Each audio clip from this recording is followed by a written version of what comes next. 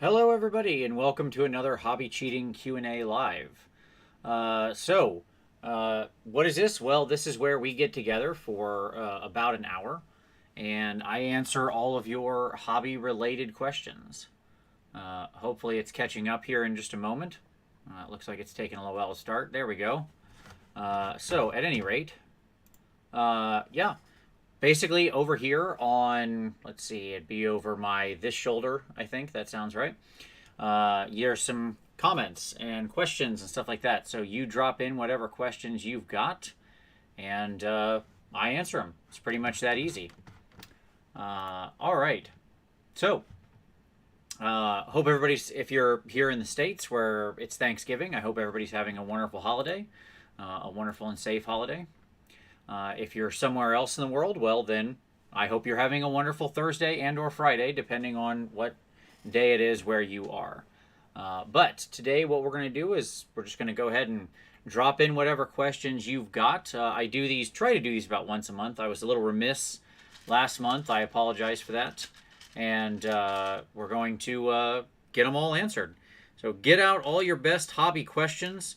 We'll play Stump the Chump here to see if there's anything you can ask that I can't give an easy answer to, I guess. But I'm here to help. So whatever it is that you've got, that whatever hobby-related question's been burning in your mind, now is the time. And yes, as as Anthony said, this is where we talk to Vince without having to wait for Tom or watch Z tries to form an answer in his head for 2 minutes. Yeah, I agree. That's very on brand for Tom. But yeah, it's just I'm just enjoying a nice quiet day. I finished up that terrain I was working on from last night, and now I'm just working on my converted, minorly converted, I guess. I'm only trying to do a head swap, so I don't even know if that counts. But I'm working on my Lord on Karkadrak as a test model for my upcoming expansion of Hedonites that I'm very excited about. Okay. Hi Vince, any advice for painting hair braids like the Mindstealer Sphinx has? Mine always turns out looking metal. Thanks. Sure. So, yeah, I painted the Mindstealer and painted lots of those kinds of braids are very common. The key with them is to create the light dark light sort of thing and to have nice thin strands. So separate but obvious strands, just like you can see on the side of my head where I still have some hair. Got a little bit left there. You can see the individual stranding of my hair, right? And so the concept is it's much the same as if you've watched my how to paint white hair video. It's the same sort of concept, but it's grabbing a really, fine tipped brush and just really doing like repeated strokes of slightly increasing colors. One thing I'll say is that in general, you want to make sure especially with braids, it tends to look better if the light gathers near the top of the braid and then the bottom of the braid is a dark shadow. So you've got this wonderful like light in a V pattern on the top that then comes down into shadow that then is another light V and then shadow and so on. If you look at the Mindstealer that I did, that's how I did it.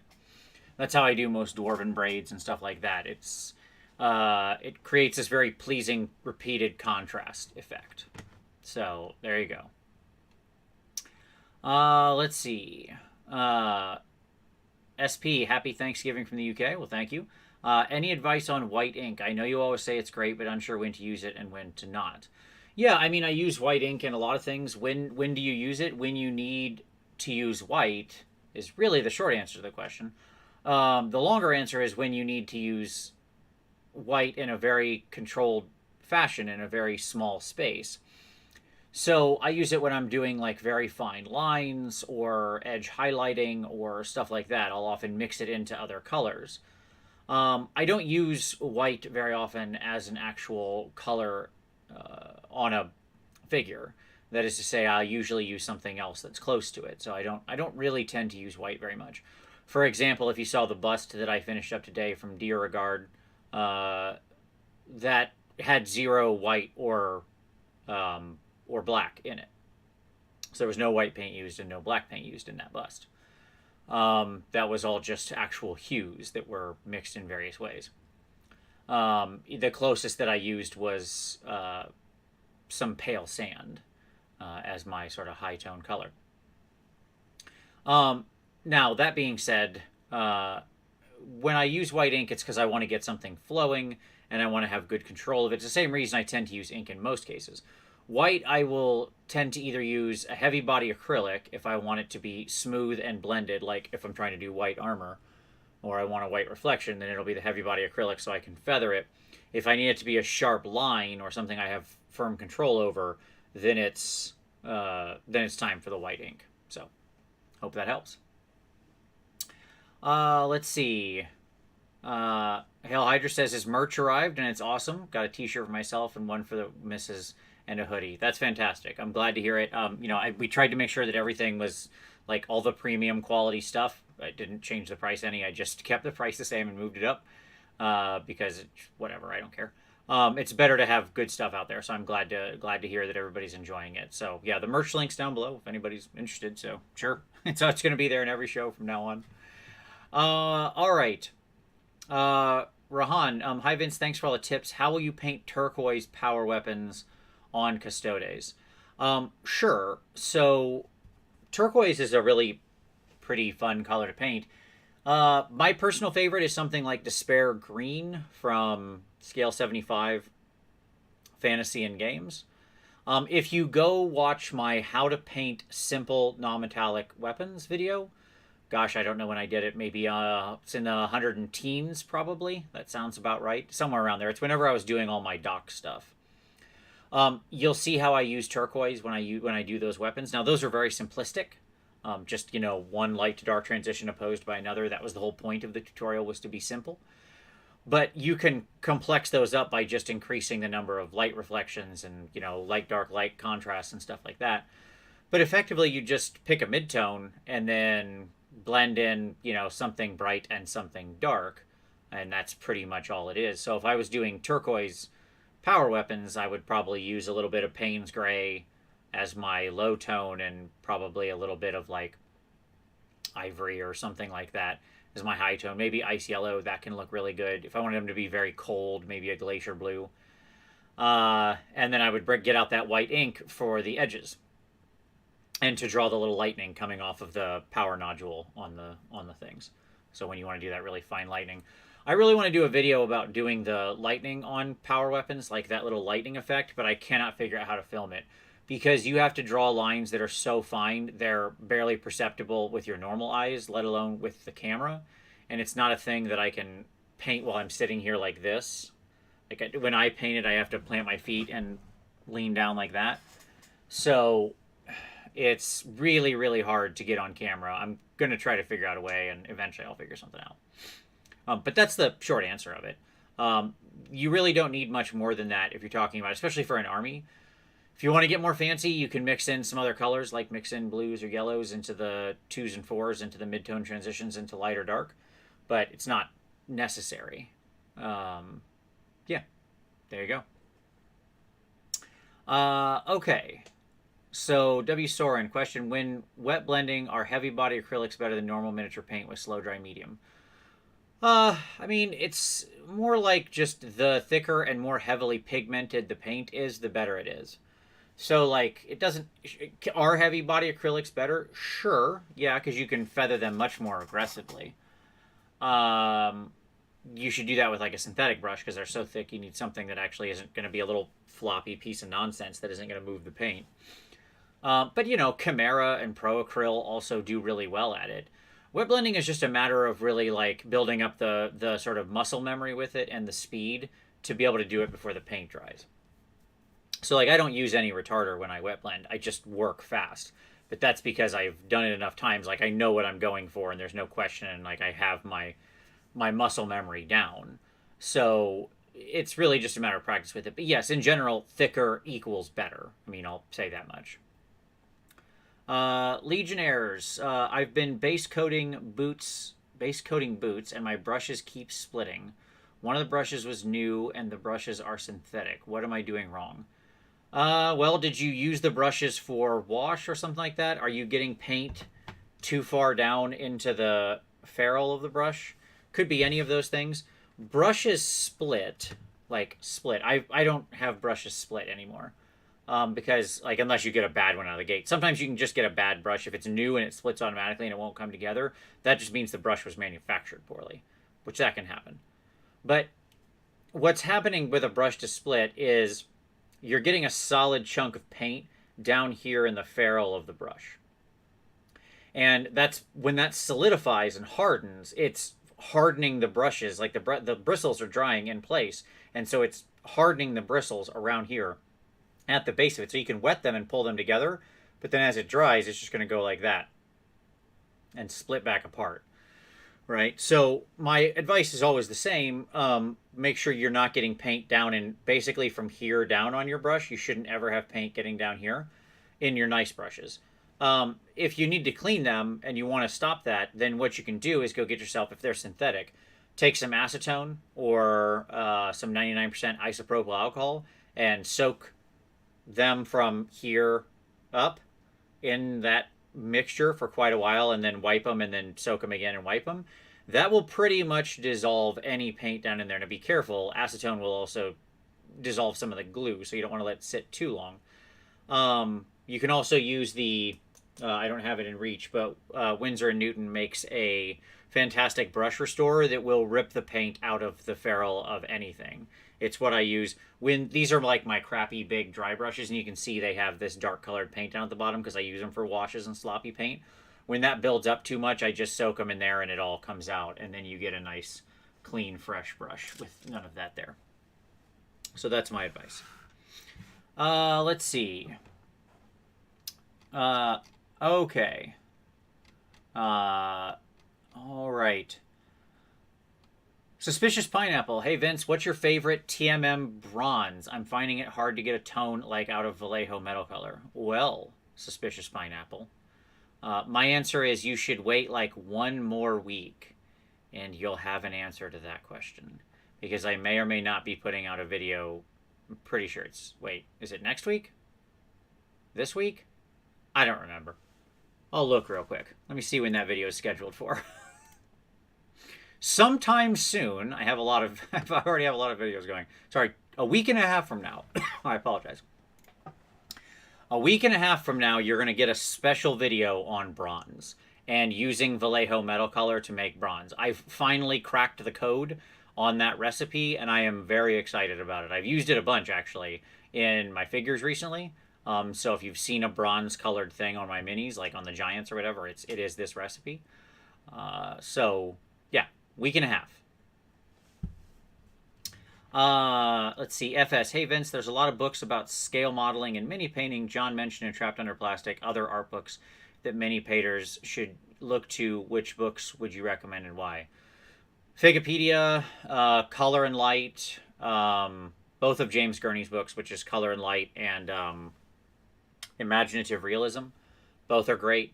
Yeah, I mean, those are probably like the three go-to. I know Scale 75 just did their Minipedia. I don't know anything about it, but that could be interesting. I didn't back the Kickstarter and I haven't seen it, but I know it has a lot of different really great artists contributing to it, so certainly seems like it could be valuable. Because it's, really top shelf artists talking about like the art of it all. But yeah, those three will get you going. Danny Thompson, I did ask this on Warren Weekly comments, so sorry, but I'd like to do worn clothes on Cultists. Can I transfer your distressed leather? Will that work? Yes, 100%. As long as it's sort of brown and you're using transparent colors. Like if you're trying to do red, then you kind of want to paint them red and then make the texture on top and then kind of glaze over the top. It's still the same principle. You just might need to experiment with the order of operations there, Danny. If you're talking about brown worn clothes, like they're wearing brown clothes, then yeah, sure, easy. It's, when you're dealing with like, the trick is with those brown inks, they're really naturally transparent. Other colors don't always have that same level of transparency to show the stippling and the texturing underneath. So sometimes you need to like do that texture on top of the base color and then glaze over top. So, that would be the only change, but same basic principle. Simon, for a lava-themed Necron kill team, I want to paint some elements with liquid chrome and the glowing parts hot lava, melting metal. Any idea what color I should paint the rest of the models? Some elements with liquid chrome, okay, and the glowing parts, hot lava, melting metal. Any idea what color I should paint the rest of the models? Well, I mean, contrast is going to be key there, and you have two very bright elements. That sounds like a very complicated paint job, so I'd need to see exactly what you're thinking in your head about it. But, I mean, I would say a darker steel. Now, if you mean, like, the other parts that aren't metal, any color is going to work. Ostensibly, like, what works best with the sort of orange-yellow of fire? Something in, like, the turquoise blue range is your natural complementary color to it, but you could still do greens or whatever. That would be fine. My dog is sitting in the shot here. She's very tired. Oh, baby. Okay. All right. So yeah, I mean that's what I would say. I hope I answered your question there, Simon. But I would darken if we're talking about the steel, I would definitely darken the steel down, and only have it go to shiny in like the high parts. Tom Kelly, morning from Australia. Good morning. It's very early there, depending on where you are in Australia. It's like 6 a.m. So, good morning indeed. Okay. Crazy Horse question. Going to be painting some bats, but I want to get almost a purple hint into my black. Do you think I can undershade with light purple and then go over with like a black Templar contrast? No, I think that'd work exactly. Yes, I think that's a perfectly great method. If you set your undershading to be purple and then use something thin, and by the way, when I did the black Templar, I'd thin it like 1-to-1 with contrast medium or something. Apply it as a nice controlled smooth glaze over the whole thing. Let it dry. See how your balance looks, and then if it's not dark enough, do it again. And because you can always go back in and like if you knock out too much at the end, you can bring a little purple back into the wings through some quick like slashes or textures or stippling on the wing membranes or something like that, or a little bit in like the highlights, and you can build that back up. But that's absolutely, I think, a great way to start, especially if you're talking about a lot of very small bats, like maybe a bat swarm or something. I don't know exactly how big the bat is we're talking about here, but yeah, I think that's fine. Alan Thomas, hi Vince. For NMM, what is the color difference to achieve bronze versus gold? Gold seems easy to go yellow or green gold, but getting a rich bronze instead of gold or copper is eluding me. Yeah, I mean, bronze is tough as a non-metallic. There's a lot of different recipes out there. The key with bronze is you want to stick largely more in the brown / slightly red spectrum. Bronze is a very interesting color.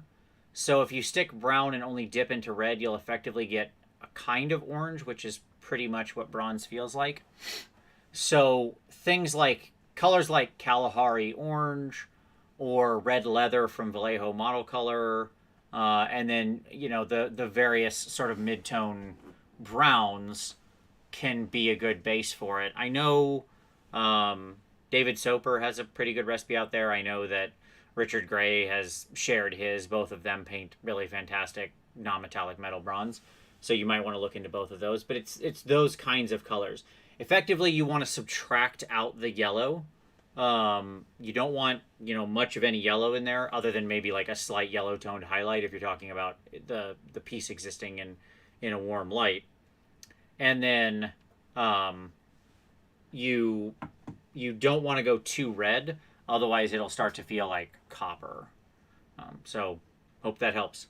I mean, you can also signify the non-metallic of it all by hiding oxidation in the shadows. If you look at a lot of high-end painters, they'll effectively use the dark part. They'll travel into where there's no reflected light. They'll hide oxidation in there. There's no real reason often why the oxidation would just be limited to the shadow areas, but it ends up being a really nice look. So it's kind of art over reality. Zen. Okay.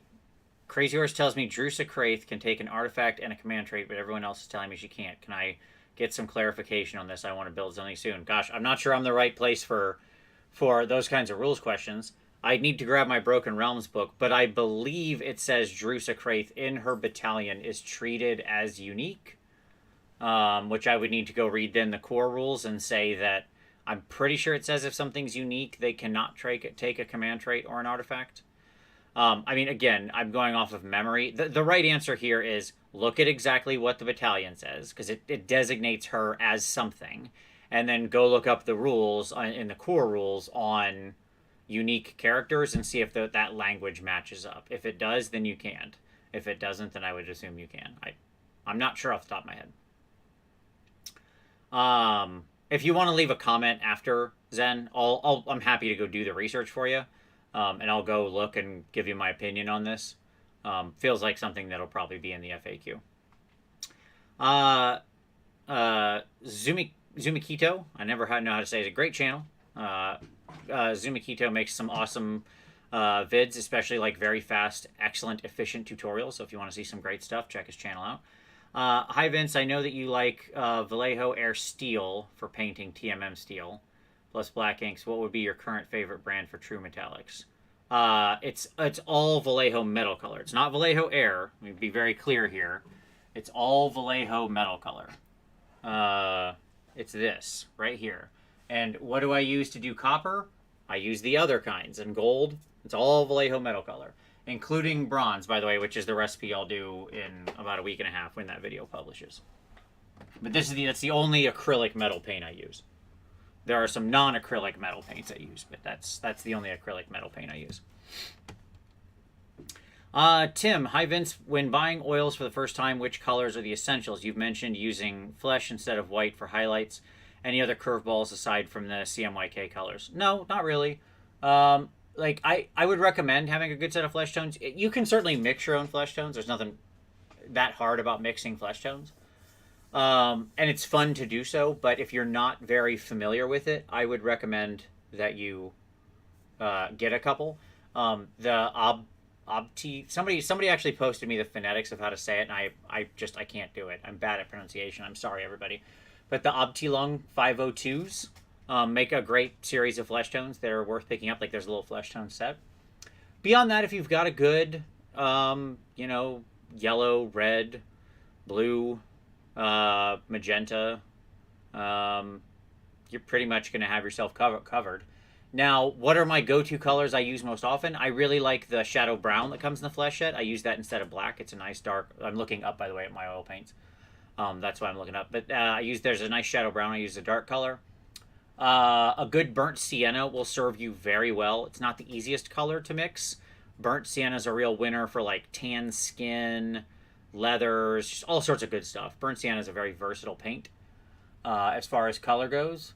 And then something with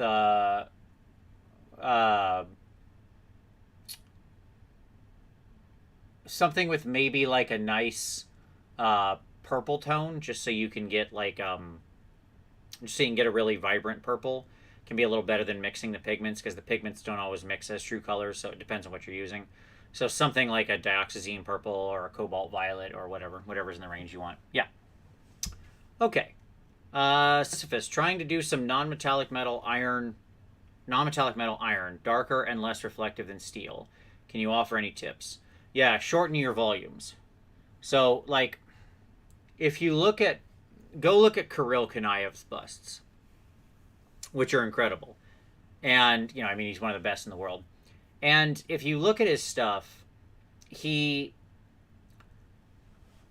has these incredible reflective surfaces, and a lot of them is a lot of white. Like if you were looking at that, not at the golden angle, if you were looking at it in person, what you would note is just how much white is on the surface. Like here's this helm that's reflective, and like this whole section right here is just white. It's this huge amount of white reflection. Now, it sells fine because then he has all these other very awesome color transitions and reflections, and you just like, your brain just completely believes that is a super bright piece of metal that is just clocking you in the face with a white reflection. When you're talking about, and that's super, he's doing that because that's really highly polished stuff, so he has this huge volume of white. The trick with understanding non-metallic is understanding your volumes. What's the space of your light compared to the space of your dark? So if you look at the bust I painted today, look at the swords versus the metal that's on her wrists, okay? The swords have these broad, sweeping, bright highlights in various tones and reflections of like what's reflecting her armor back, or the fire that she's going toward, or the sky, and just, these big, broad, bright reflections. Whereas the steel that isn't super polished, that's around her bracers or whatever, is mostly dark. The highlight volumes are really small. And so if you have to transition from basically this very dark color all the way to near white in an incredibly short space. And that makes it feel like the overall metal is darker, but is still reflective.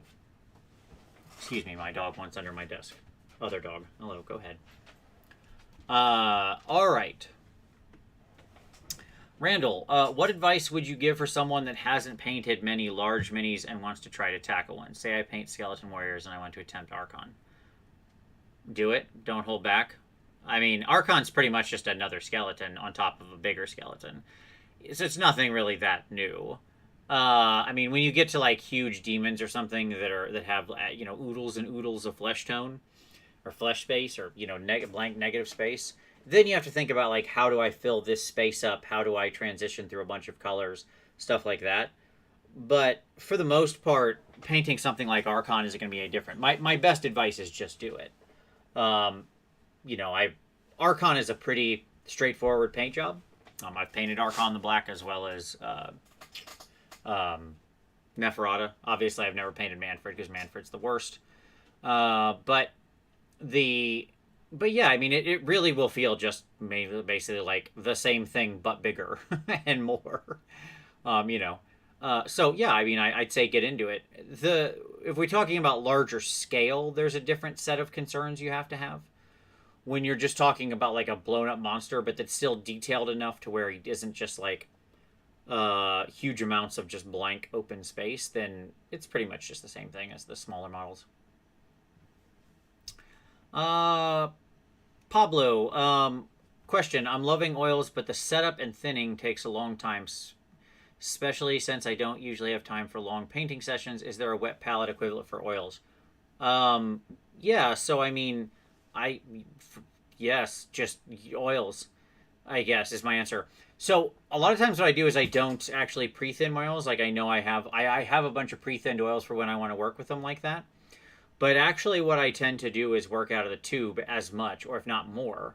And so I have a piece of, I don't think you can see it, but on this shelf over here, whatever, on one of these sides of me, I have a piece of marble. It's like a marble tile. I went to the hardware store and bought this piece of marble tile. It's a couple dollars. It's because it's meant to be like something you buy hundreds of to do a floor or whatever. And it's very non-porous. And, when I put oil paint on there, it'll basically stay workable for a couple of days because it doesn't dry. So I just put a little globby glob on there and then pull out the part I need, mix it somewhere else in there and paint. And then when I'm done with it, I just take my big hard palette and set it over to the side. You just need a big piece of tile, basically. And yeah, that's really all there is to it. You're not going to keep oil paints around longer than that. I mean, you could always seal that. Like you could seal that up. Oil paints don't dry due to evaporation, like we think of acrylic paints with the water evaporating. Oil paints dry due to oxidation. Like the white spirits evaporates, but then the linseed oil that's in there oxidizes, and that's actually how oil paint sets. So I mean, if you cut off the amount of oxygen for it to work with, you'll slow the drying time. Okay. Let's see. I'm way behind here. I gotta catch up. All right. James, hey Vince, happy Thanksgiving. When edge highlighting edges on a model, the line I am getting is super thin, barely readable. Is there such a thing as too light a touch? Sure, but that's fine. You can always go back and take a couple more passes and thicken it up. But it's usually better to be too thin than too thick. All right. So that's a short answer. Hey Hui, how you doing? Okay. Kendon, evening Vince, hello. TD, hey Vince, I paint in small unpredictable blocks. 10 minutes here, 30 minutes there. Would oils work for me? See the previous answer. Yeah, sure. I mean, like, it's super fast. You know, like, I cannot explain how fast it is. If you know, I get out my oils. I keep a little ramekin here next to me. I order these little ramekins that I use for my white spirits. And I just put a couple pipettes of white spirits in there. The oil paints will hold for a couple days. Usually you can get 2-3 days out of it sitting on the tile. So if I sit down, I mean, I can do a whole Space Marine with complicated blends in like 30 minutes. So it's pretty fast. Hui. How can you paint models without straining and craning your neck too much? I have trouble with long painting sessions. Step one, good chair, like this that I have that has lumbar support. There's a thing back here. Sit properly in your chair. So you should be sitting like you're a dog trying not to sit on your tail. Okay? In other words, like your back should be up and your butt should be out and you should have something there supporting that arch, right? So make sure that your chair supports your whole upper thigh and feet firmly on the ground, and then, you know, paint. One thing you can do, you can go get big foam inserts for pillows and stuff from like Joann Fabrics or whatever the equivalent of whatever craft store is in your area. You can get these big foam inserts. They're meant for like people who want to make various pillows and things, like for sewing things. So you can make people want to sew a pillowcase and then make special pillowcases or whatever, throws. But it's just the inside, just a big foam inside. You can set that in your lap, and that's a good place to rest your arms. So then your arms are resting very comfortably right here at your side, you know, because you can sit it on your forearms. And then you're just painting. It becomes very easy. You're super stable, not hurting yourself. You can even lean back a little. That's fine. That's okay, because you got upper back support as well. And, you know, then you can paint 20 hours a day. The other key is make sure you're not straining your hands. So, you know, have some kind of paint handle, right? Something where that's as close to your normal grip. Like if you just do nothing with your hand, if you relax every muscle in your hand, it sits like this, right? So you want something that's as close to that as possible. Mega. Contrast paints are brutal on my brushes. Should I only use synth brushes for contrast? Yeah, any super liquidy paint like that that's juiced up with flow improver is going to destroy nice brushes. It's made to destroy brushes because flow improver isn't a one-way thing. It doesn't just flow on the model. It immediately flows down into the ferrule of the brush as well, right? I mean, it's the same principle. So my answer is yes, you should generally want to use synthetics with stuff like that. Unless you're like just dabbing at the end of some contrast to do like a small piece of glazing or something, that's fine. If we're talking about traditional application, then, you know, synthetic brush. James Struthers, question. My fire slayers exist in a low light, lush green-blue environment. What'd be a good technique to add that color as an ambient underlighting? Trying to get a nice subtle green-red contrast. Across an army, it's tough. Like, if it was doing that as a display piece, I would just paint into the shadows and then have a reverse blue light coming up from below. But that's going to be like very time consuming over a whole army.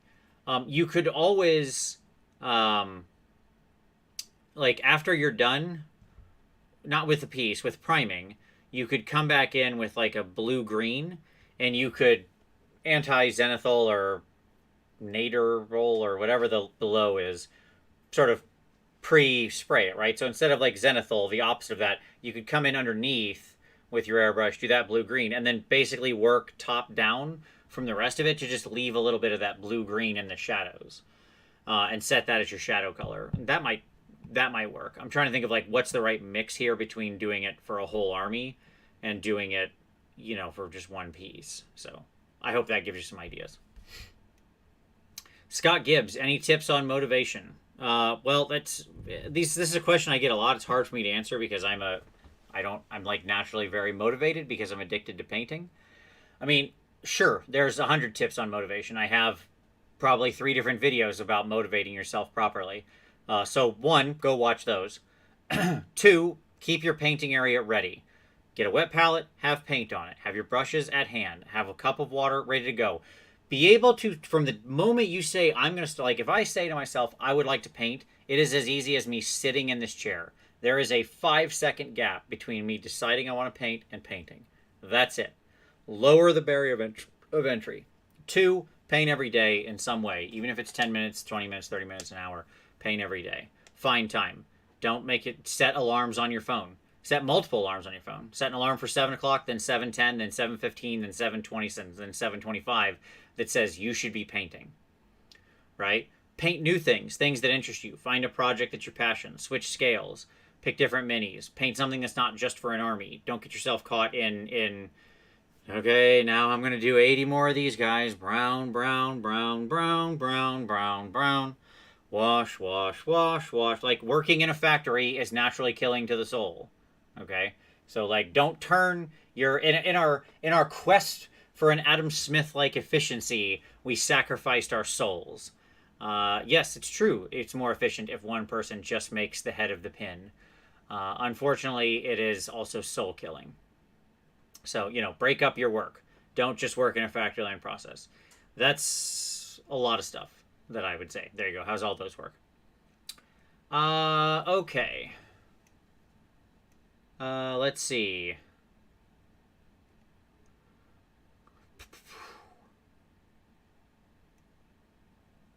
Okay, so can you make an ultimate guide to color shift paints? Probably not. I'm just not the right person for that. I don't tend to like color shift paints. I don't like how they look or work. So I'm probably not your guy for that. Like, I just want to be honest. I know that there are people who would find it useful. It's not that I don't want to help. I do. It's just I find it hard to do something like an ultimate guide to something that I don't use. I mean, I always want to be honest and transparent with all of you. I don't shill stuff, just because somebody paid me to do it. I don't do stuff just because I think it's going to get clicks or something, and ultimately I want to share with you my passion, and I just don't have the passion for them. I have a line of them. I've played with them a little bit. In the end, I'm just not too hot on them.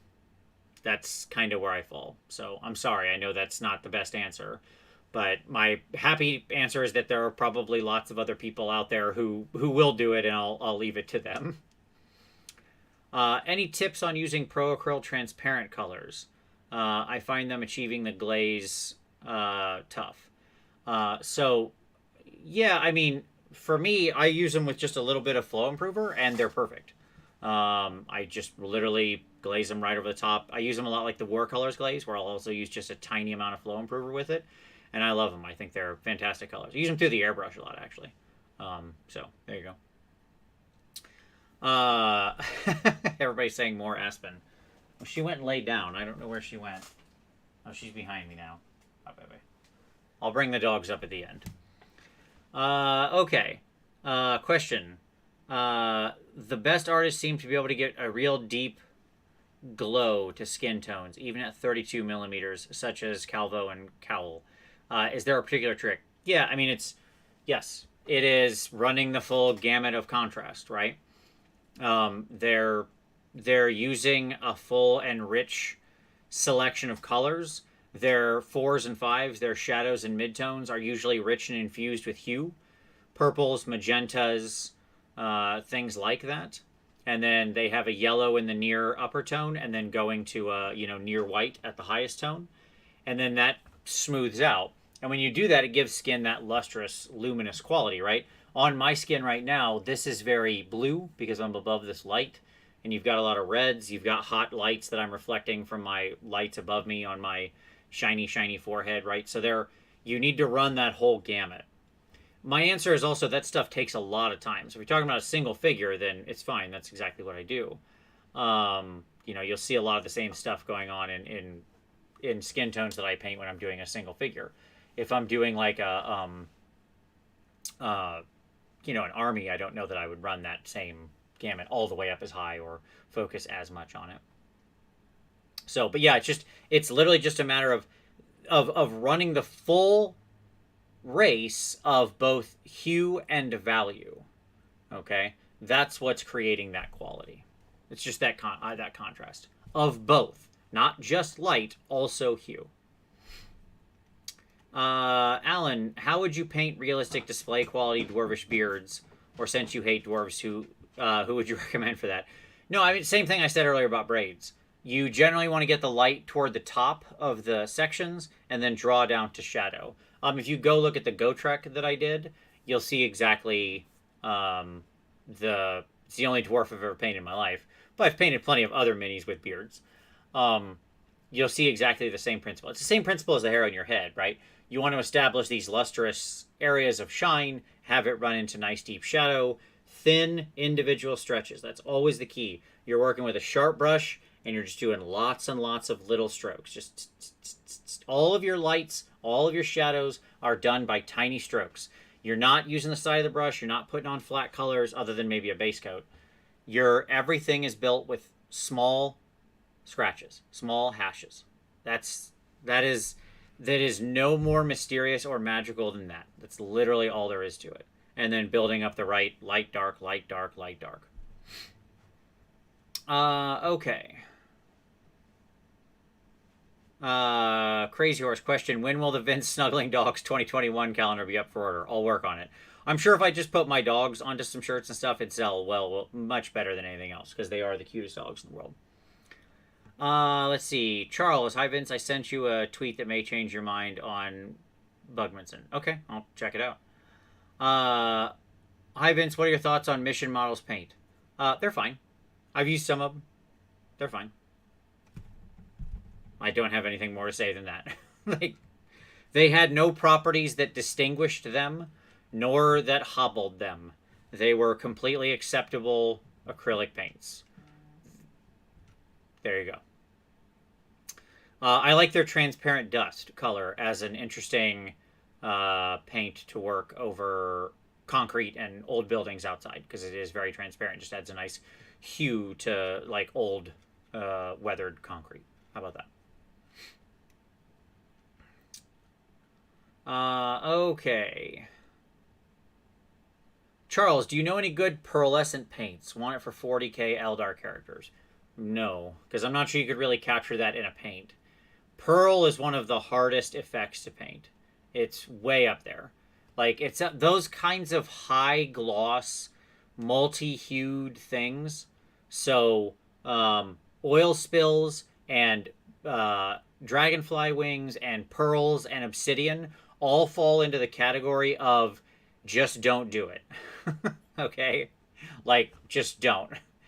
If you, like, to the point where if you were going to try to paint them, you would already know how to paint them.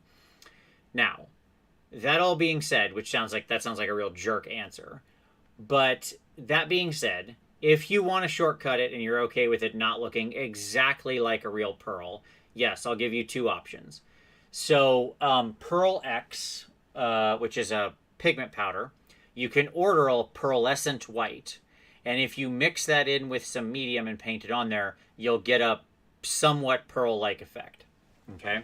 The other option is in the Fluorescent FX series from Scale 75, they have this Brilly White. That's the name of it. I didn't pick it. But it is a very pearl-like reflection shine. So, you know, that is also a good stand-in, and it's pretty straight out of the pot. The trick with pearls is that they really cover a lot of different hues in very subtle and interesting ways. So, but both of those options would give you like a close approximation if that's what you're looking for. Okay. Let's see.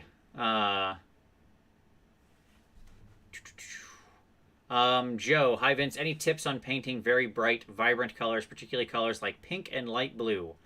Yes, do not paint them over black. Any bright color like that is very dependent on its undershade.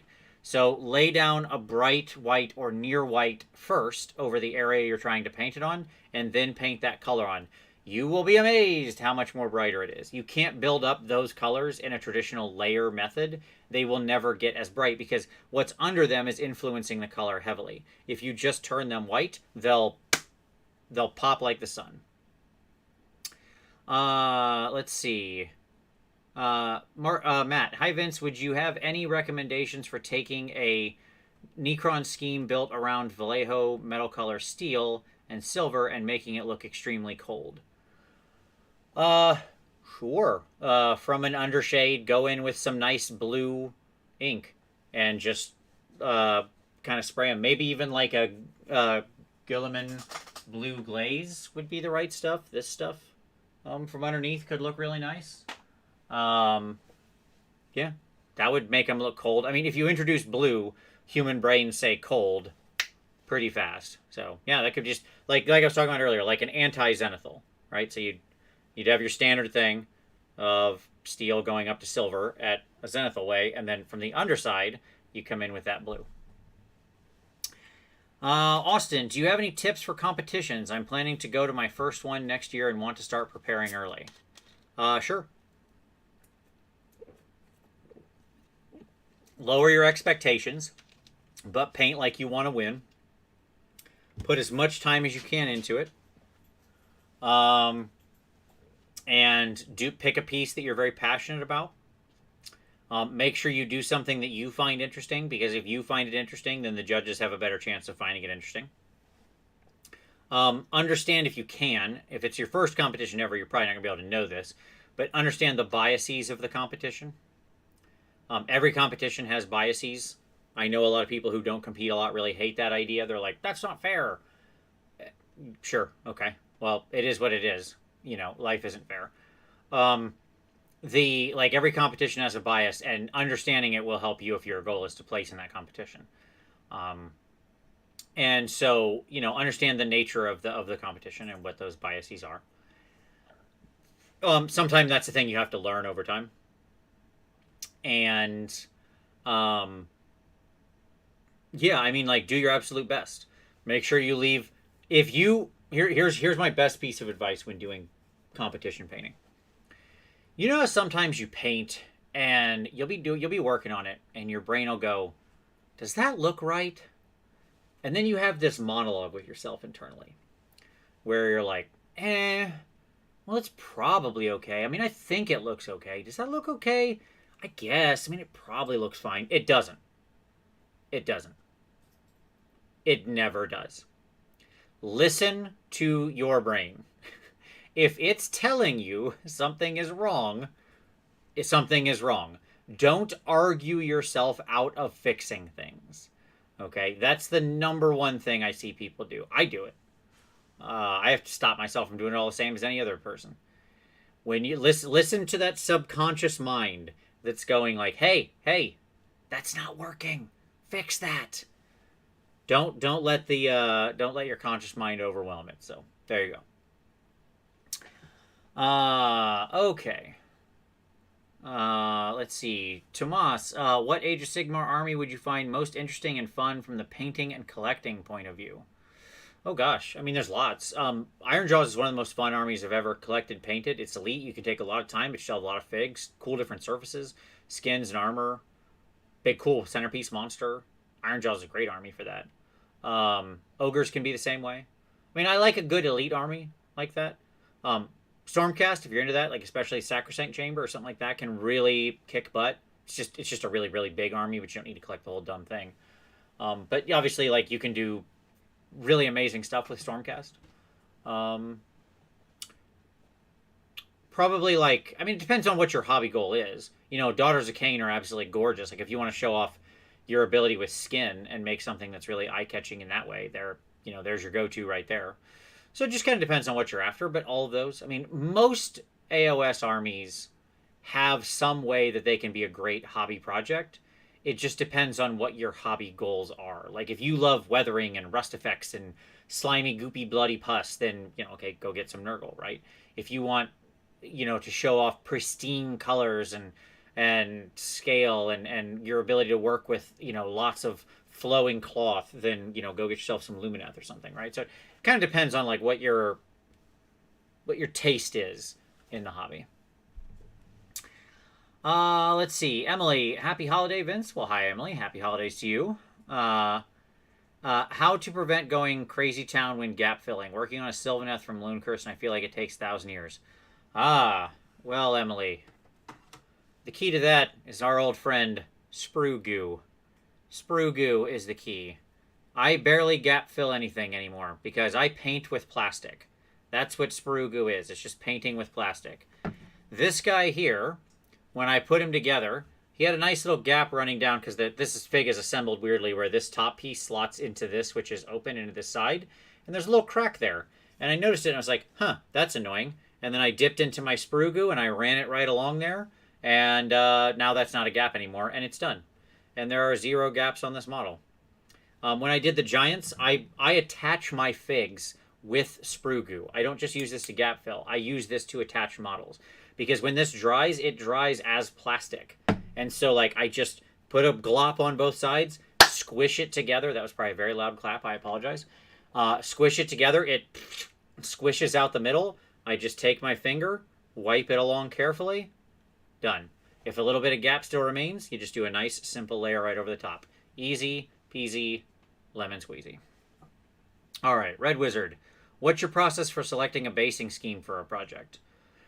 So it has to do with several weeks of gnashing your teeth, praying to dark gods, casting chicken bones, wandering alone in the woods, meditating on mountaintops, and then finally tearing at my own clothes, reaving in madness. All of these things are usually part of my selection of a basing scheme. That's basically it. I mean, who knows, right? I don't know. Basing schemes are the hardest thing to pick because I've done 18 armies and I always like to do something new. There ain't that many more new things. So it gives me particular consternation. But I mean, just, in general, I just try to think about like what's going to align with this color-wise. What would be interesting and fun to do, right? I always like to try new and different things. So, Zumakito, I said you saw you've been using those metal colors and found them a little too runny. They are runny. Here's my advice for them. I understand why you want to mix them with a thinner metallic or thicker metallics. And I know some other people do that too. Like, Marco mixes the Vallejo metal color with like speed metal or thrash metal from scale 75. That's fine. The real key is you just always need to be wicking off a lot of that liquid into a paper towel and using a bigger brush. If you work that way, like I basically work with those only with a size 2 or above brush. And if you wick off the excess liquid, you will just paint forever. Like one brush load will paint everything because it just keeps coming. Once you wick off that water into a paper towel, golden. So I hope that helps. Corey, I was repainting my old Forge World Elemental of Beasts and Elemental of Fire. Holy crap, those are old. Have you thought about adding them to your giant army? They would be perfect for their respective realms. No, I mean, they're very old figs. There's not really easy access to them anymore. But I mean, my giants have a very specific aesthetic to them in the Frankensteinian monster variety. So, but they're cool models. I like those old things. I really wish they would just this is going to be probably an unpopular statement, but I wish they would just retire the entire Forge World line for AOS. Just kind of kill it out for the most part and reintroduce new stuff that's actually more AOS-y and more useful to the current game. I don't know. Okay. Let's see. Oh, I jumped the comments. Now I gotta go back. Hey, Peter Parker. Hey, Vince, do you paint canvas? Why do you enjoy painting figures? I love painting miniatures, but since your Crimson Fist oil painting video and trying them out, I'm keen to give 2D painting a go. No, I don't really paint any canvas paintings. I mean, I'll do backgrounds and stuff like that behind miniatures, and that's kind of the same thing. It's a small canvas.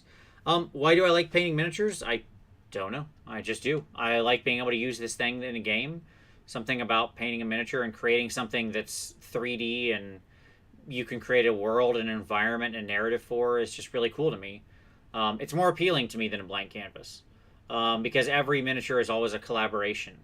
Right, you're getting to work with the artists who concepted it and the sculptors who created it and everybody else who's ever painted it that influenced your own ideas, and that's kind of cool. I'm not somebody who likes to just rock up to a blank canvas. I mean, I have in my lifetime. I took, like normal art classes in high school. I never took it in college or anything, but other than the, mandated history of art course. But the... So I mean, I did canvas painting then. It's not that I've never put brush to a stretch canvas. It's just in general, it doesn't interest me as much. But if it interests you, you should absolutely do it because it's great. SFL Mongoose. Hi Vince, inspired by the weekend's reveals, I'm starting a Slanesh army. You have made the right choice. Welcome to the Dark Prince's wonderful embrace. Wondering if it's possible to do a true metallic pink armor using Vallejo metal color. Is there an ink you'd recommend to mix in tint with? Yes, 100%. Option 1, contrast paints, like Vulpus Pink or whatever it is. There's a good option. Option 2, Dalarowny FW Magenta ink. That's a great pick right there. That's a hot one.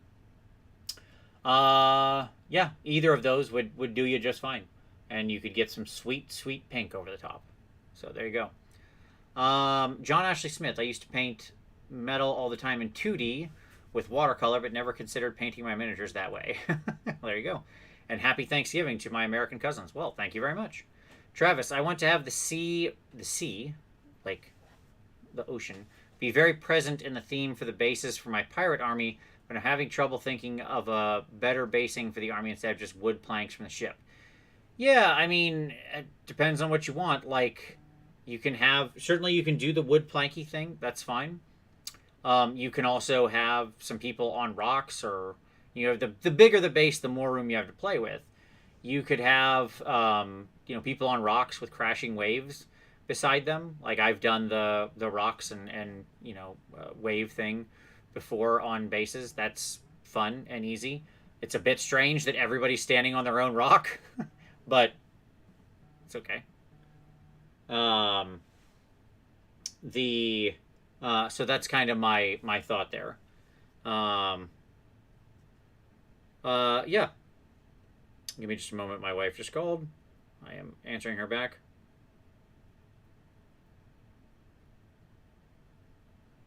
This is good. This is good television right here. Okay. All right. Okay. Let's see. Chris, hey Vince, you mentioned you didn't like Nurgle in your last stream. How come? Because it's gross. One, I have tryptophobia, so those things really bother the living crap out of me. Like, if you know anybody who has tryptophobia, you know how much close successions of circles bother people. Just thinking about it right now is making my skin crawl, so I'm going to move on from that thought. But I just don't like painting gross things like that. I like Death Guard just fine because they're locked away in their armor, and then you get a chance to experiment with different things. I mean, I like rust and I like weathering, but I don't like gross pustules and boils and mouths and stomachs and just... I mean, like, look, I don't mean this in a negative way, but it feels like what I thought was cool when I was 10, right? Like, whatever. Like, that sounds super insulting, okay? And I don't mean it that way. I just, like, I'm not better than Nurgle. Let me be 100% clear. It's just not my personal taste is what it comes down to. Okay, so there you go. All right.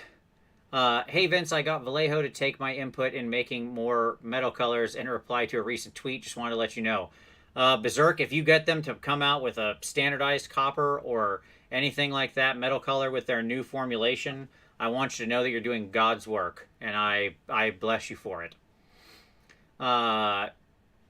TP Grant, how did you like the Cult of Paint Mini? I kickstarted them and really excited to get them sometime next year. Oh, they're gorgeous. Just gorgeous. I mean, it was fantastic. The casting was wonderful. Figure was great. The detail, the volumes. I mean, really, it was some of the most fun I've had painting in a long time. Yeah, I absolutely loved it. It was great. Let's see. Oh, there you go. John Ashley Smith says we used to put cling wrap on our pallets and stored them in the refrigerator. See, there you go. That might help. Never thought about that. Legionnaires, question. How much are you thinning the primer you push through your airbrush? Oh, I don't know. Probably 1 to 4. So like 1 drop of thinner to 4 drops of primer. Something like that. That sounds in the ballpark. Greg, hi Vince. Favorite airbrush sealer? My friend uses finish brushing it on, but someone else recommends AK Interactive for airbrush. Yes, correct. So either AK Interactive, Ultra Matte Varnish, or Ammo by MIG makes the same thing if you don't want to support AK, which is fine and understandable. The Ammo by Mig makes the exact same ultra matte varnish. Both are good. My actual usual varnish mix when I'm working in between layers. So I varnish like, like that bus I finished. That probably got varnished 10 times throughout the life cycle of that project. And when I varnish midstream, I actually usually varnish with 2-to-1 ultra matte to satin varnish from Vallejo. So I'll do like 3 drops of satin varnish for body and protection, and then 6 drops of ultra matte to kill all shine. And that's usually what I varnish with.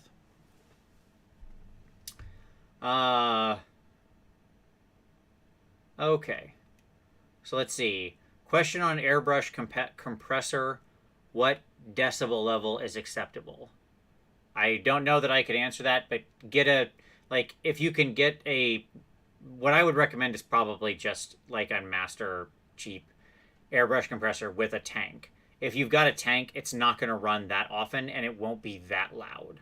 Like the one I've had for a couple years now. It's fine. When it does run, I have no idea what decibel level it's at. I've never put a sound up to it or see what it says, but it's I don't know. It's quieter than running the vacuum or anything like that. There's lots of other things in my house already that are louder than that. The dishwasher's louder than that.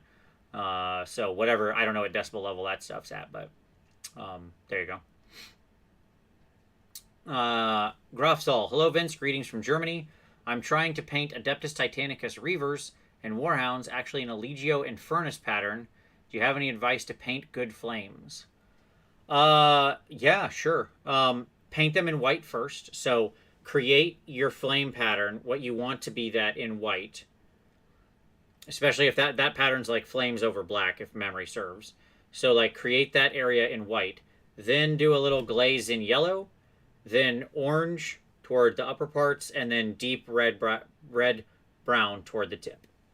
Right? So once you reset to like an ivory or a white, doesn't have to be actual dead white, by the way, just like ivory or pale sand is going to probably serve you better, but something like that, then go back in. And then add your very transparent tones to it. Okay. Ryan, what's a good way to take a color and make it metallic? Create a high amount of contrast over the volumes of the color. Any color can become metallic if you run it all the way up to very near white and all the way down to very near dark. Metallic is just high reflectivity, so it's just a matter of capturing that in the... that's the nature of what we're painting. What we're trying to do is take control of the light. Ultimately, the great challenge of miniature painting is to take control of the light. To display the light as it would interact with any given texture. It interacts with cloth different than it interacts with leather, different than it interacts with skin, different than it interacts with metal. Right? And what makes metal, what makes your cars, 100 shiny cars out on the road, right, that are all different colors, but they seem to have this sort of glossy metallic-like sheen. And the nature of what makes that shine is that they have the very glossy, high reflectivity up, going to almost white light, and all the way down into deep shadows. So, there you go. Alan, so when is the next PMP challenge? Probably next year, because we're going to switch the way we do the PMP reviews next year, and so I'll have time to do different stuff with it. So November and December will be the last 2 normal PMP reviews. Like end-of-month review things. And then we're going to switch in 2021.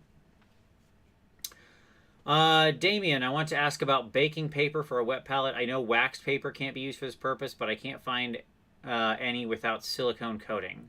Will this type of baking paper work? I doubt it. I mean, I just use Reynolds, Reynolds baking paper. That's all I use. You can order it. It's for like cookie sheets, for making cookies. That's all I use. I don't know about non-silicone stuff. I don't think the stuff I'm buying has any silicone coating on it. It's just this. Like, I have it sitting next to me. I don't have the box, but it's just good old-fashioned Reynolds baking paper. I buy it in bulk from, like, any grocery store, and that's it. Nothing more to it. Let's see. Do you have any tips on ergonomics? I mentioned this earlier. Yes, make sure you have a good chair. Make sure the chair has good lumbar support. Make sure it has upper back support as well. Sit like you're trying to not sit on your tail. So you want to sit like this. Straight up, I tend to not sit like that. You'll notice I tend to squidge around a lot. I move a lot when I'm painting. That's why one of the reasons it's so hard for me to paint on camera is I move a lot when I paint. I'm a very fidgety person. So I apologize for all of the hundreds of hours I've spent going off camera in videos. That's just me. I move a lot. But the answer is make sure your feet are, your chair should be at such a level to where your legs are sitting like this and your feet are flat on the ground. All right. Yeah. So there you go. If you have, invest in a good chair, a chair that is solid, has good arm support, good lumbar support, good upper back support. You do not buy an army if it means spending a couple $100s on a chair. It is a far better investment. Once you kill your back, I had a really bad chair a few years back, and I just kept using it and kept using it, and my back got worse. I had to go to the chiropractor for like a year to get my back into shape, and do a lot of like basically exercises with my back to get. And it's better now because I didn't do any permanent damage, thank God. And then I went out and it was my own cheapness that almost caused permanent injury. I bought a better chair some years back, and I've never regretted it. It's the best choice I made because I can sit in this chair for 20 hours and keep painting and feel fine. I mean, you shouldn't. You should get up every hour and walk around or something. But my point is that it's comfortable to sit there for extended periods of time. Synthwave. Hi, Vince. I find myself using mainly very saturated colors. How would you recommend making a model interesting with desaturated colors? The hues you choose to use, the balance, the contrast of value instead. Like, there's lots of different things. Texture, all of the other things that we can use as visual markers for interest. Those things, texture, high value, high contrast, all of those things will create an interesting landscape regardless of saturation, right? So you just want to explore how you can utilize the rest of those things for visual interest. But I mean, I get it. I love bright colors too. I tend to use mostly bright colors because I find, like drab military style modeling. Okay.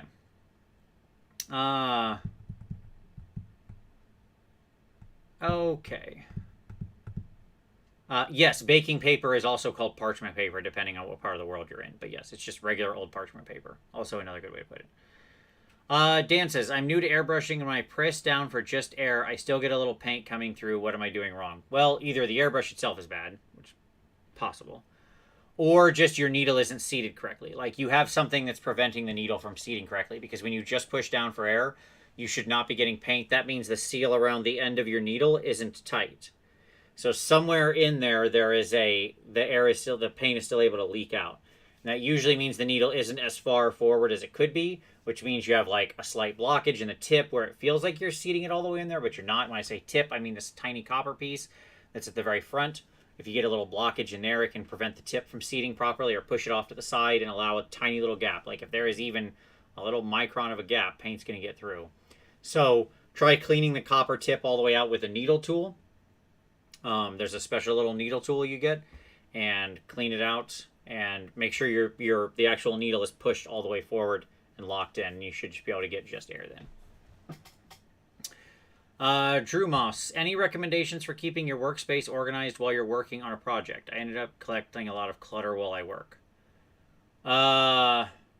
Only ever work on one project, maybe two, by having a second one off to the side, and then it should be clean. I have a specific paint rack here, a specific nail polish rack that is only for the paints I'm currently using. A couple of like just universals sit on there all the time, but the front two rows are just for the paints I'm currently using. Clean up. If you've got the figs and they're done, the rest needs to go away, right? When I'm done with a project, every time I finish a project, everything goes away. All the paints go back in their proper spot. All the brushes get cleaned and go back in their spot. Everything goes home. Everything has a place and a place for everything. And that ritualistic cleaning of everything is really important. It resets your brain, and then you go to the next project. So yeah, I mean, that's probably my best advice. Rummy Bum, hey Vince, any tips on how to make TMM armor on Chaos Warriors not seem boring? I want to use jet exhaust from Vallejo Metal Color, but don't want to take it too silver. I mean, do take it somewhat silver is part of my answer. Like, I understand you don't want them to be too bright, but having a nice bright reflection, even if it's minimal, will still help that a lot. Two is use other colors in the shadows, like put other rust or browns or something like that in the lower colors if you want it to be more like in the shade colors. So have it go like silver, darker to black iron, and then into some brown rust on the lower parts, or browns or oranges, to make it look interesting. Have other cross competing colors, have other parts of the armor have actual color and interest to them. Use a nice bright hue or something like that. Because the problem with regular silver armor is it's just gray. And you're asking me, how can I make gray interesting? Well, it's gray. How interesting do you find a world that is completely gray, right? If it's just in a gray wall. If you got a gray ball in front of a gray wall in a gray mall, it's not a very interesting thing.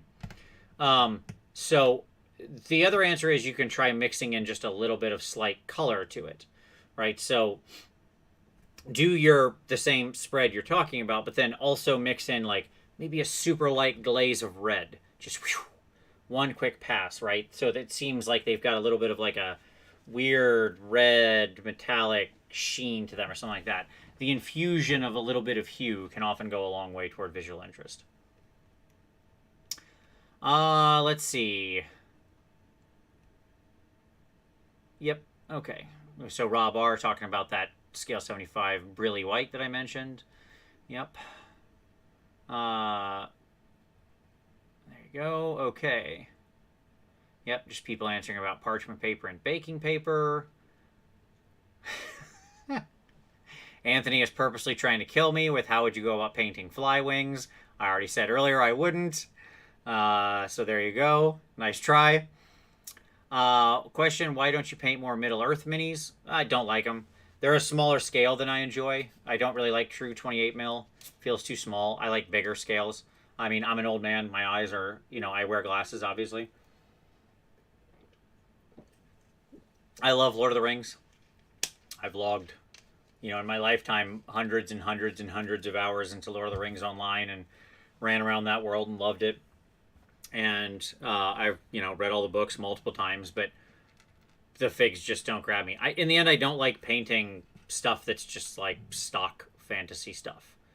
I like things that are weird and different and imaginative and unusual and strange. I like the weird. And Lord of the Rings, for all of its beauty, is not weird. It's the fantasy, as it were. So it's just not to my taste. I'm not opposed to it. I love when people do brilliant jobs with it. And there's some people out there who just paint incredible stuff with that. I love to look at it. It's just not what I like to paint. So, let's see.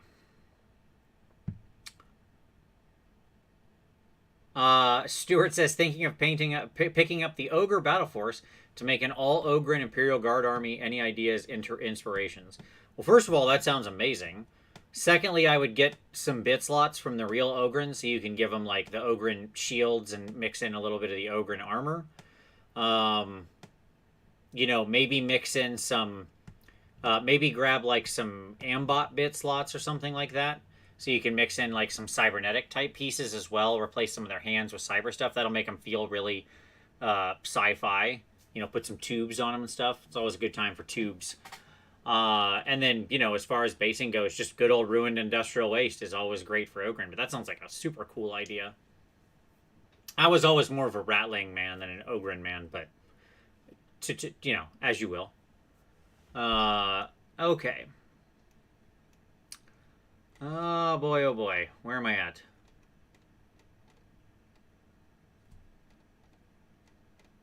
Sorry, I have to scroll back up now. There we go. Okay.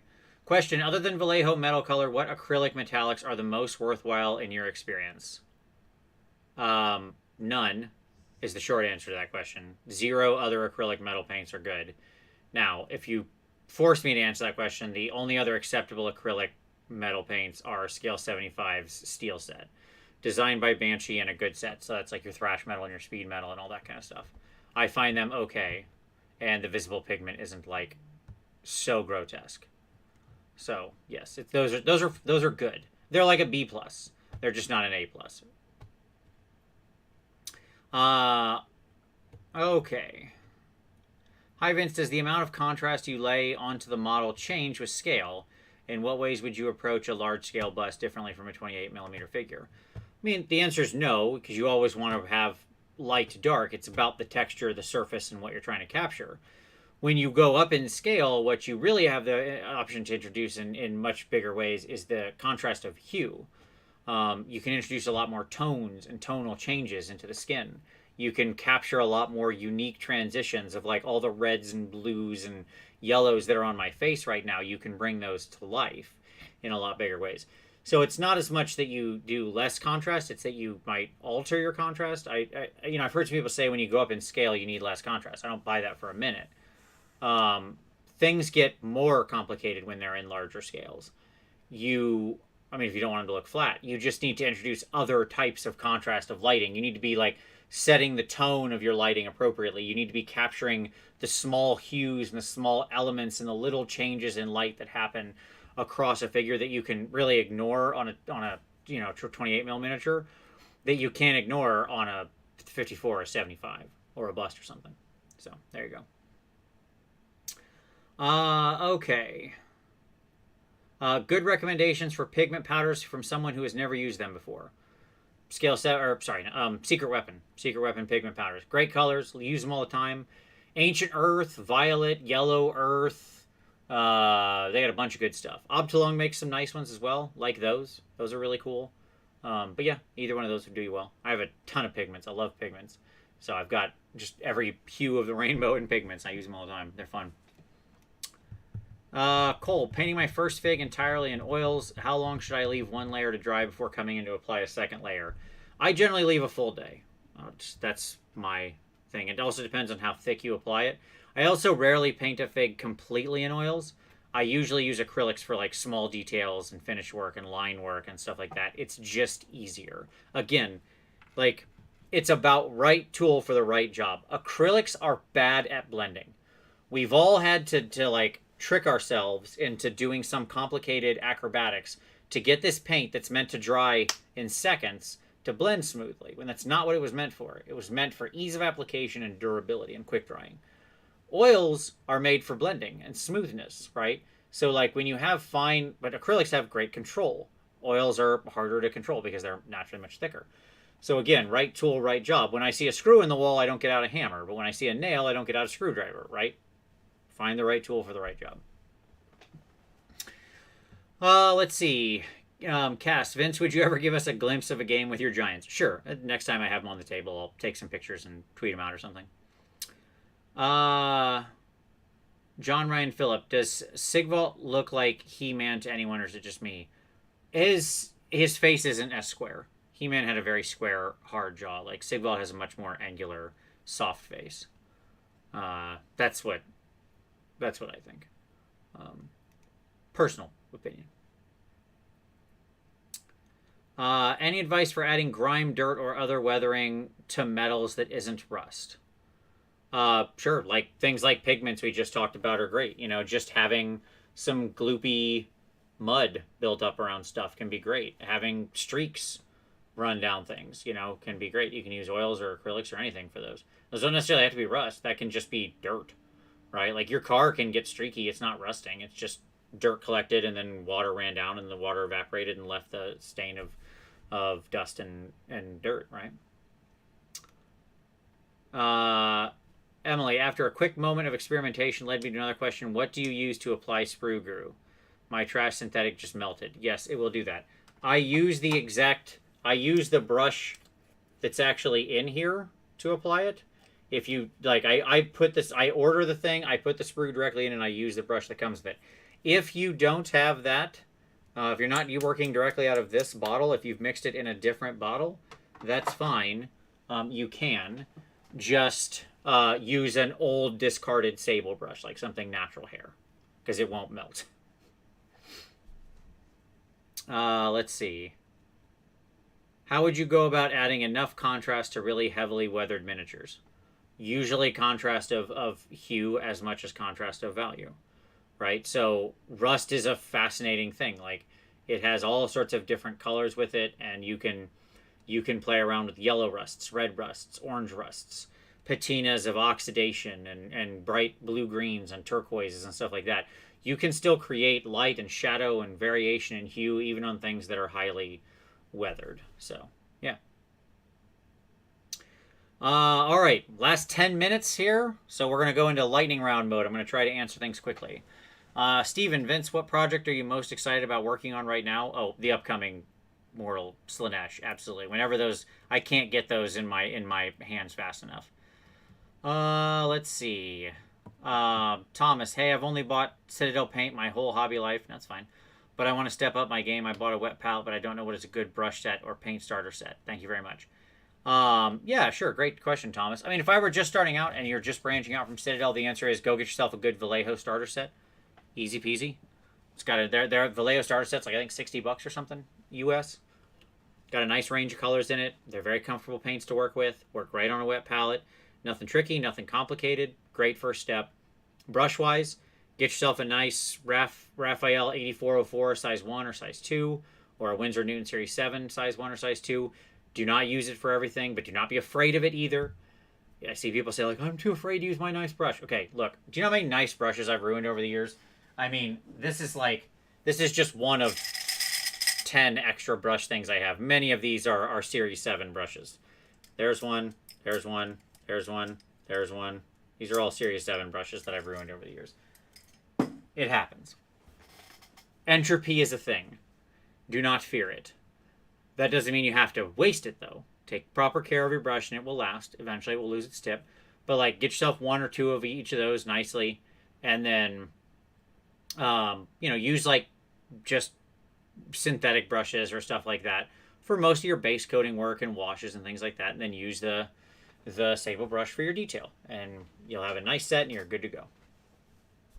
Luigi, hello, Vince. I'd like to approach my first bust. What would your suggestions be to have a positive experience? My suggestions would be go watch my Bust Painting 101 video. I did a whole video on my advice for when you approach a bust for the first time. So, easy enough. Rob R. Hi, Vince. I'm moving towards painting more for display, and I'm really bored of GW minis. Can you recommend any other good brands? Yeah, well, there's a ton out there. Miniac actually had a great video recently on other brands doing cool stuff, so go check out his video. Also, just go to Mr. Lee's Minis. That's my go-to. Mr. Lee is that is run by some awesome folks, and they have a great, fantastic range of all these other brands out there. Lots of different scales, busts, super cool stuff. Check out Mr. Lee's Minis. That's my advice. Find the stuff that you like. You're going to find lots of amazing options in there. Greg, I just bought a bunch of AK paints. Why would people not want to support them? It's just... chat might answer that. I don't know. But yeah, I mean, it was just because they did a dumb recently. They had a really stupid campaign that was basically exploiting the Holocaust and human tragedy to sell hobby products. And that's really garbage, So, like, they make good products. It's a shame. I just hate that they're there. Clearly, their marketing department, whoever's running that, has no brains in their head. Okay. Travis, thanks for the help on the Blood Angels recently and your help with picking a new AOS army. Awesome. Recommendations for airbrushing Blight Lords. Do so? I don't know what you mean, Travis. I'm sure I'm happy to help. I'm not sure. Yes, airbrush them. They're good. They're good for airbrushes. I don't know what you mean. If you mean like a skin recipe, the one I use in my 24-hour ogre video would be a perfectly fine palette for that. So you might want to go check that out if that's what you're asking. All right, let's see. Yep. Bum. Tips on lightning effects. I did a whole video recently on how to paint and model lightning, so go watch that video. That's my advice on that. It's about moving from mid-tone to light in a pulsing pattern. There you go. Oh, that's interesting. All baking paper has silicone in it. Didn't know that. So yeah, must be fine. Cool. Thanks, James. I had no idea.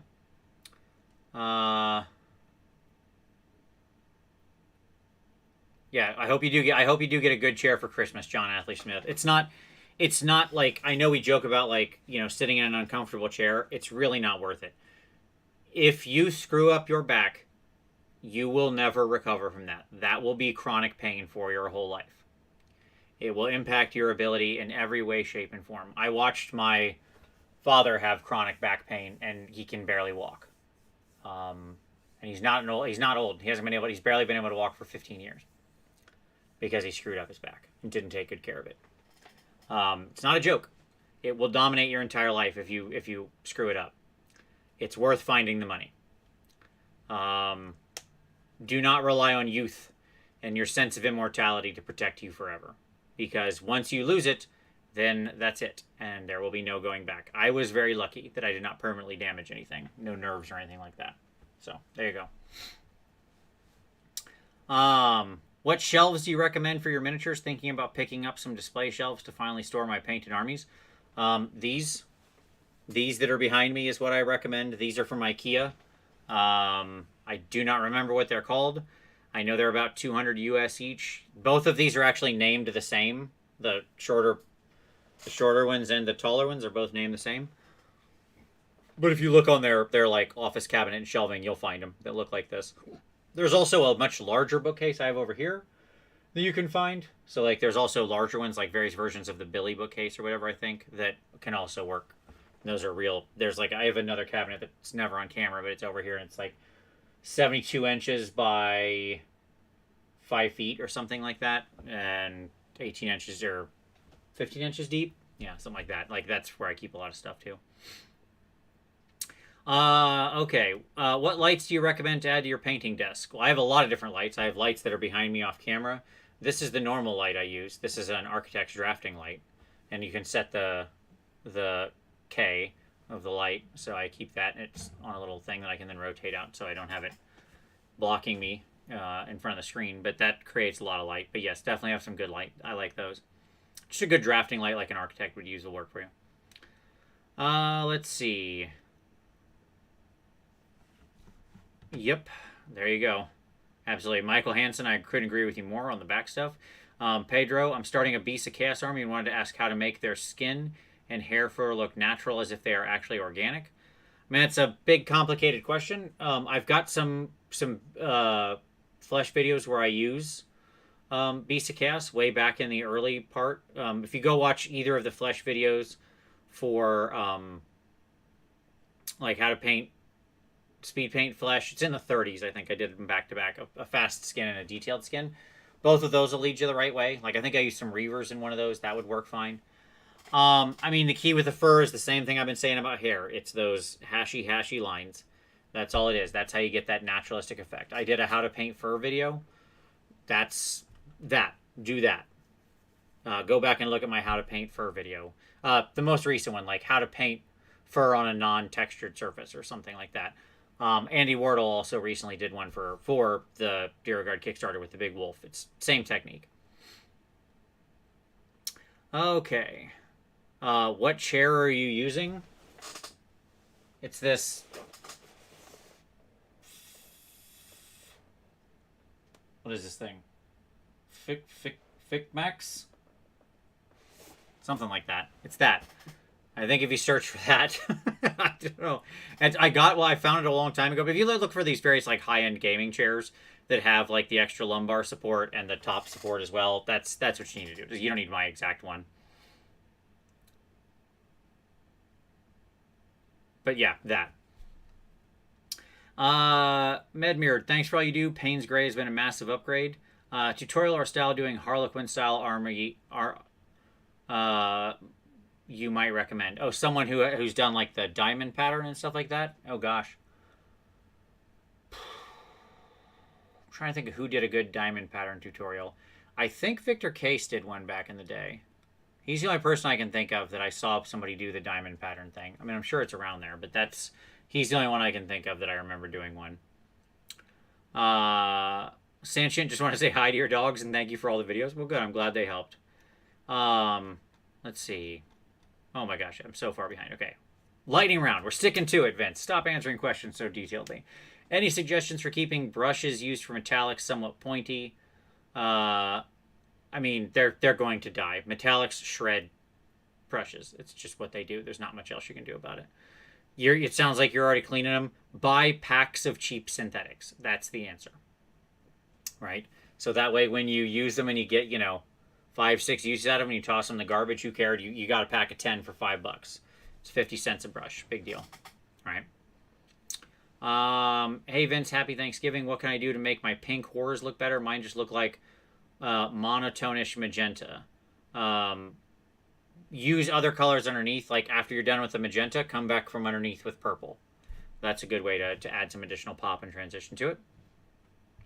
Rares. Hi, Vince. Big fan from Ireland. One question. You mentioned in an interview that you do not have a single artistic bone in your body. It's true. How did you... Well, first of all, I don't think I am. I don't know the answer to that question, man. I don't know the answer, Rares. I just kept at it and did a lot of deliberate practice.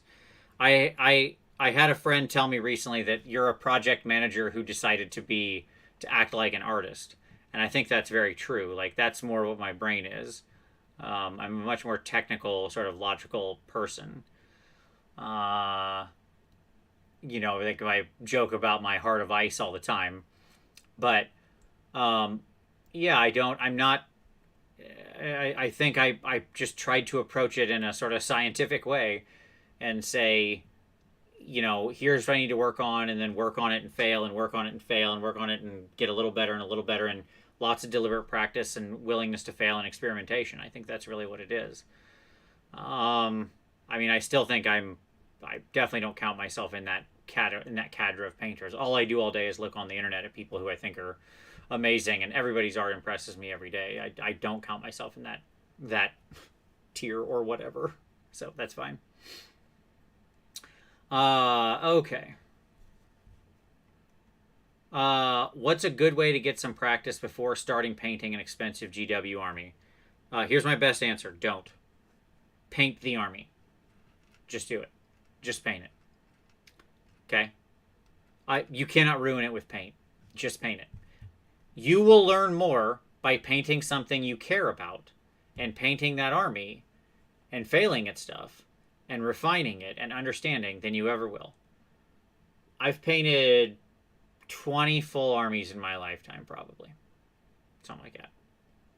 2022. I don't know. Somewhere in that range. And I've never learned more than when I'm than when I'm working my way through it. Each one's an evolution. I know we think like, oh, but it's really expensive. Oh, but it's acrylic paint. Do the army. Paint it. You will never be good enough that you don't think you have more to learn. You will never hit a point where you paint it and don't look at it 2 years later and go, could have done better. Sure. I look at my armies I painted a couple years back and I'm like, ugh, God, why did I do that? That's life. You can go back and paint it again. I've reprimed over armies I've painted and just painted them a second time. Who cares? I didn't even strip them. I guarantee you couldn't tell. If you came in my office and looked, you couldn't tell which one was which. Okay? Like, you can go back and add more to them. It's fine. You can just keep painting on top of what you did before. Add more contrast, refine more things, clean them up. Now is the time. Carpe diem. Carpe carnum. Seize the meat. All right, there you go. I hope that helped. Okay. Removing primer from a metal mini, I use simple green, 100% acetone, and lacquer thinner so far, and a soft brush, but still some on there. What else can I do? Depending on how much is still there, stop caring is the answer, and just reprime over it and get painting. Chris, hey Vince, thanks for your early reply. One more question. I noticed that when I try to apply acrylics over a completely dry oil paint layer, the paint doesn't adhere. No, I always varnish in between the two. So, like, after I oil paint, I let it dry completely, and then I varnish with that mix of satin and matte varnish. That gives you something for the acrylic paint to adhere to. Like, the oil paint is very smooth, so it's hard for the acrylic paint to grip. That's why I put a layer of varnish over it.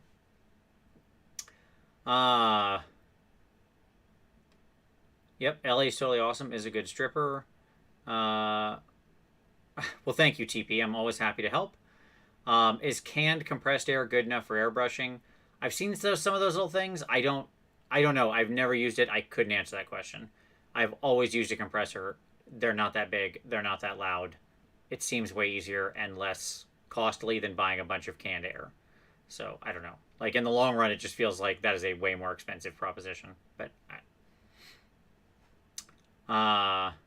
okay.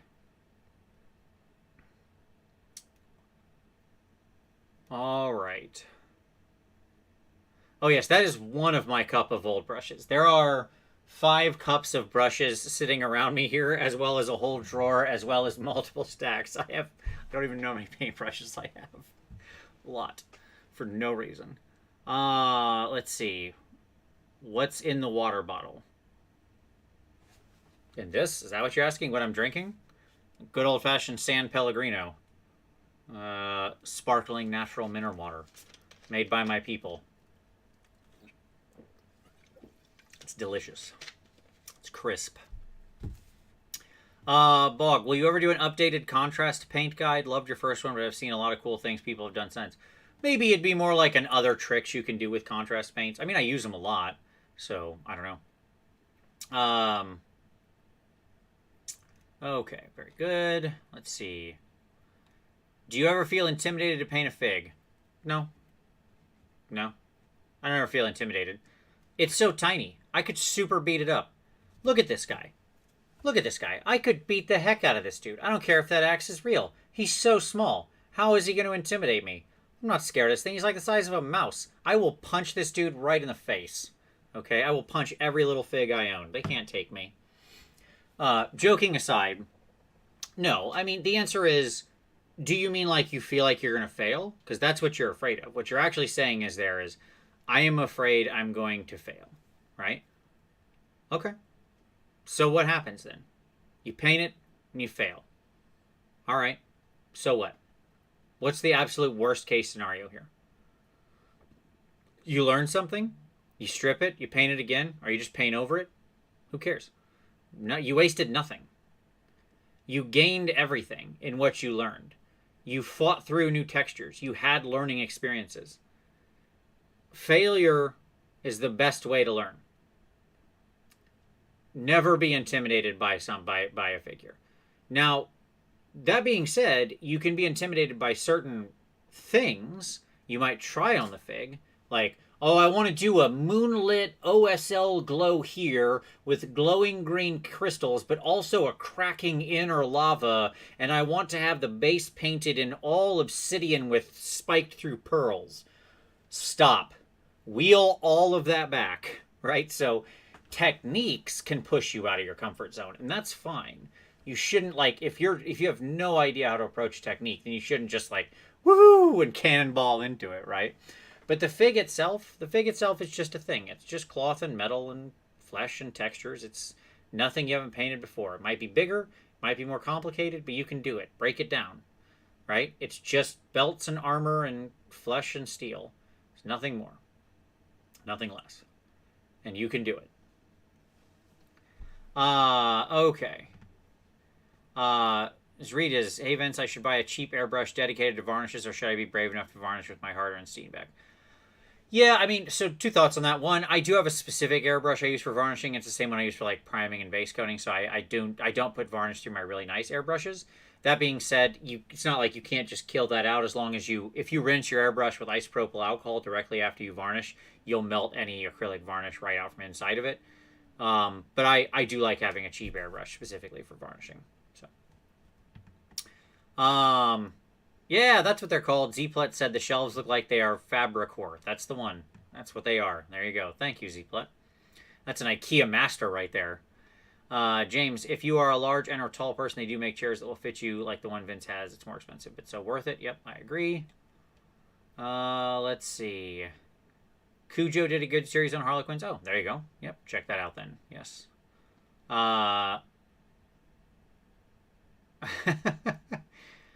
Your marble effect video is helpful. Just wondering if you have tried the baby white method before. I have not. I'm going to actually be trying that for an upcoming project. So you may see some videos on it because I do want to actually give that a try.